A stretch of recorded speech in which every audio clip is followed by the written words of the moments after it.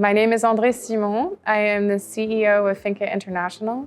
FINCA is an organization that believes that it's possible to end poverty.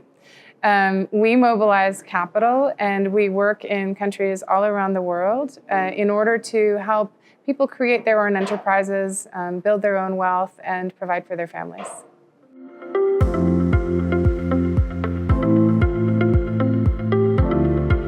The reality is that if we just relied on philanthropic capital in order to do the work that we do, we would have a very small impact. We have to multiply the funding that's available. What's worked really well in this sector is that we've used philanthropic capital for innovation and for first loss.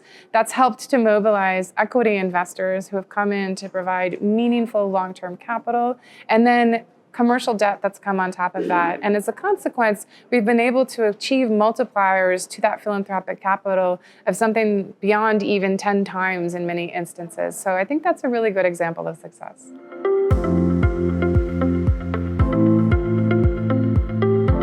Data is the #1 challenge that we all face. The reality is that capital is allocated on the basis of information. When the quality of that information is not good or takes a long time to be able to assure oneself of, it slows down the flow of funds, it makes negotiations extremely difficult, and it makes for protracted due diligence. So the #1 challenge that we really need to solve is how do we erase that information asymmetry? And the way that we can do that is through thoughtful investments in technology. I'm not talking about DPI, I'm not talking about necessarily massive investments, but really core investments in the capacity of small institutions to be able to deliver quality data that can then be used by funders to make allocation investments.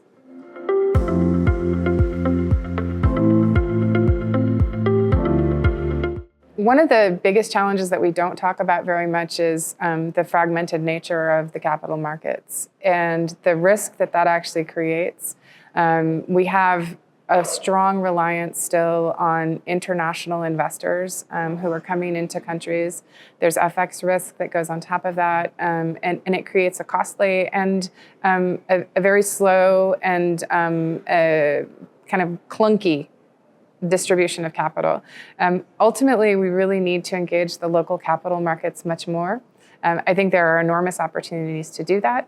In India, the RBI has been very successful in getting commercial banks to participate in social impact.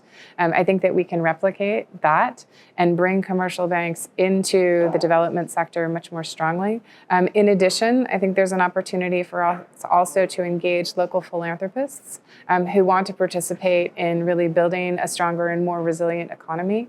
I think that ultimately will also help us to tie in much more strongly to the goals of the local communities that we're trying to serve, and bring a discipline to that that we maybe haven't been able to create with some of the more internationally driven approaches.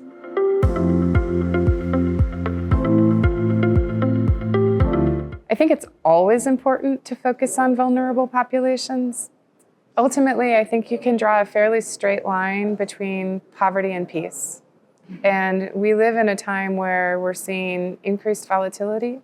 I think that it's not or shouldn't be a surprise to us that a lot of that volatility is occurring because of income inequality and increasing income inequality. We have an opportunity, and I think we have to look at it in the positive. The reality is that there are lots and lots of people who are educated, who want to create their own jobs, who want to launch their own enterprises.